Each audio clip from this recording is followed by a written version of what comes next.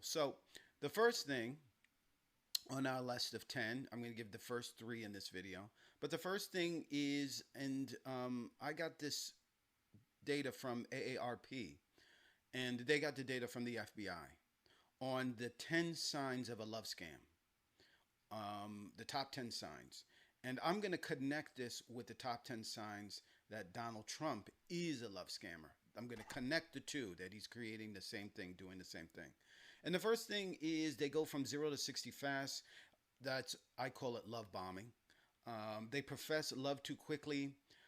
After a week of trading text, the fraudster will say he has found his soulmate and will declare undying devotion.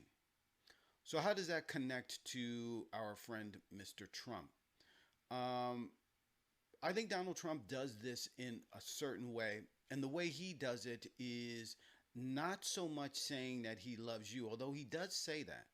But he immediately comes down the escalator, if you remember, and talks about all of the problems that the country has, right? So the first thing that he's going to do is, instead of love bombing you, first of all, the first thing that he's going to do is find all the things that you're concerned about. What are your weaknesses? What are the things that you fear the most? And he talks about our leaders are idiots. The whole place, drugs. Mexicans are pouring in from the border. Our country's going to hell. And I just got a few clips that I found online of Trump, and I just want to bring this up because people may have forgotten Donald Trump. I mean, we've got a whole lot of information on the indictments and everything like that, but I think people have forgotten how the man ran, because he didn't run as he governed. He ran in a very, very different way. And I think there is value in remembering the Trump that ran and why he was so successful at doing it. We're going to do a lot of trips over the next month, but I think we're going to have a great victory. And I think more importantly than anything else, we are going to start winning again. This country is going to start winning again. We don't win anymore.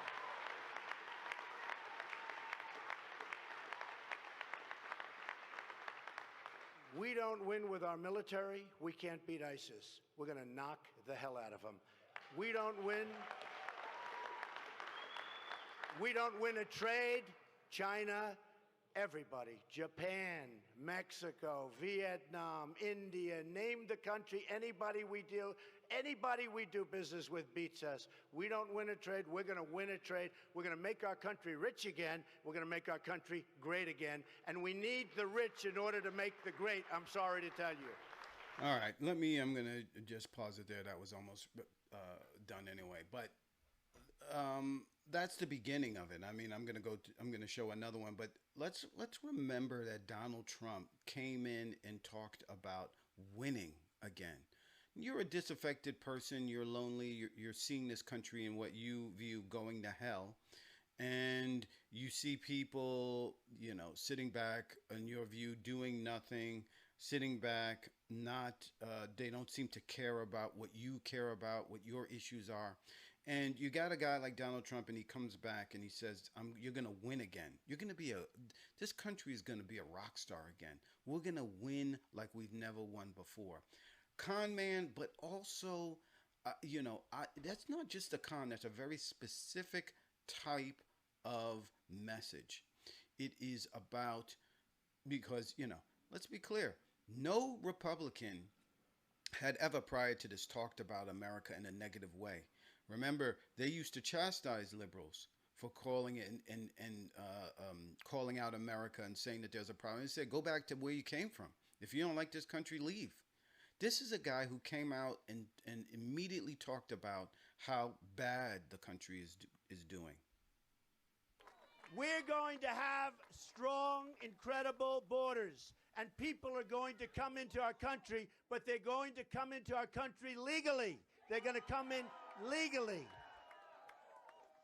We're going to build a wall. It's going to be built. It's not even, believe it or not, it's not even a difficult thing to do. And by the way, For the people of New Hampshire, where you have a tremendous problem with heroin and drugs, you wouldn't even believe it. You see this place and you say it's so beautiful. You have a tremendous problem. The first thing always that they mention to me, Mr. Trump, please do something. The drugs, the heroin, it's pouring in, and it's so cheap because there's so much of it. And the kids are getting stuck, and other people are getting stuck. We're going to end it. We're going to end it. We're going to end it at the southern border. It's going to be over. And we're going to work, and we're going to work really hard to get those people that are so addicted off the habit. We're going to work like hell to take care of the situation. It's a huge problem in New Hampshire. It's a huge problem all over our country. We're going to have borders again, and we're going to work with you people to help you solve that very big problem, and we'll get it. So there it is. Donald Trump ran talking about, and there's a very specific word he uses that I think is really important, is it's pouring in. The problem is pouring into into the country. Now, what does that mean? What do you see? Pouring in is an adjective that is very descriptive. When you see pouring in, when you talk about something pouring in, that is almost like a stampede when you think about it. So he's using very specific language when he talks about what's happening at the southern border. That goes to our next love scam, is the use of, they're very flirtatious, the use of flowery, over-the-top language, calling victims honey, babe, and other pet names. So Donald Trump, of course, doesn't do that. But he uses very specific language. And more importantly, and I think equally importantly, is that he talks about how we are not winning. We haven't won in such a long time. And we're going to start winning again. What is that word, winning? What does that connote to you? What do you think of when you think of the word winning? You know, and he talks about winning, winning, winning. We're going to win so much. You're going to say, Mr. Trump, please, we can't win no more. We have to continue win. You know, this word of winning has a very specific emotion attached to it. And Donald Trump does not use these words just lightly. And he's not saying these things just, I'm just going to use any old word.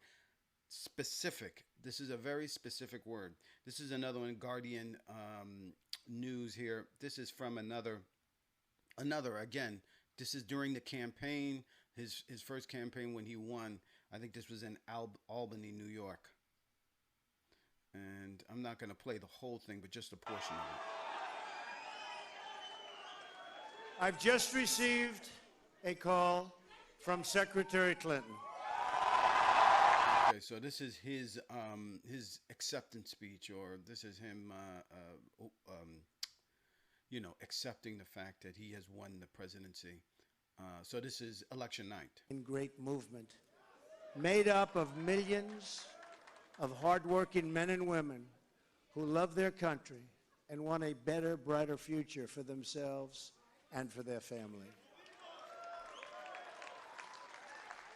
It's a movement comprised of Americans from all races, religions, backgrounds, and beliefs who want and expect our government to serve the people, and serve the people it will. And our reach. America will no longer settle for anything less than the best. We must reclaim our country's destiny and dream big and bold and daring. We have to do that. We're going to dream of things for our country, and beautiful things and successful things once again.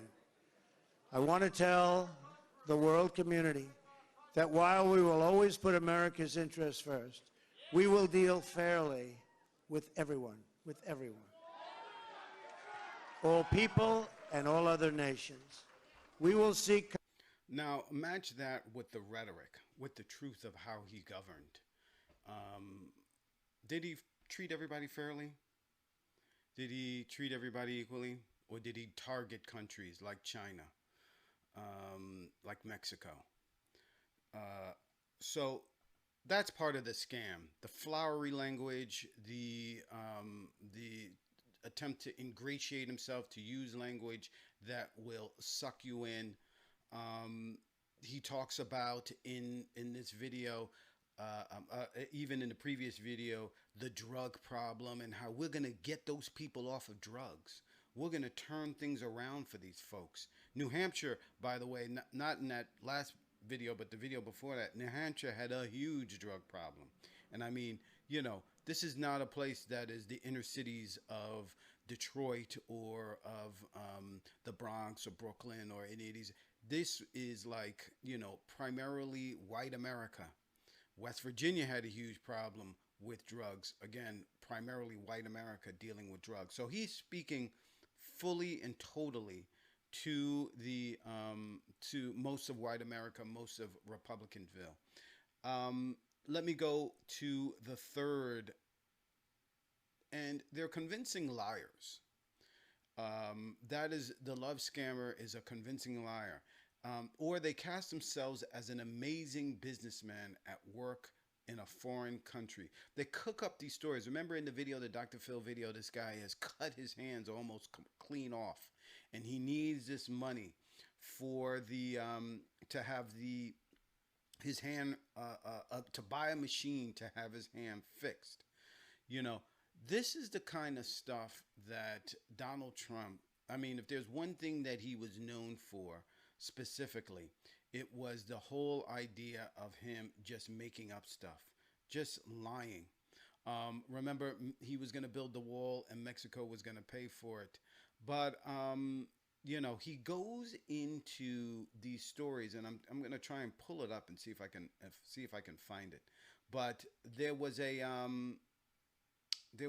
video that was done by the I think it's the Washington Post, and it was a whole series of videos, and this was actually also done very well by Comedy Central, where he talks about a guy coming up to him with tears in his eyes and talking about how that person, and he kept telling the story over and over again, and they kept talking about how the emotional guy is thanking Donald Trump for everything that he, for making the country great again. You know, again, the con man or the love scammer wants this narrative out there. He wants to get people to think of him in a way that makes him special, and then by that sense, you special. Because he's special, you're special. And one of the ways he does it is he goes on and on about how much people love him.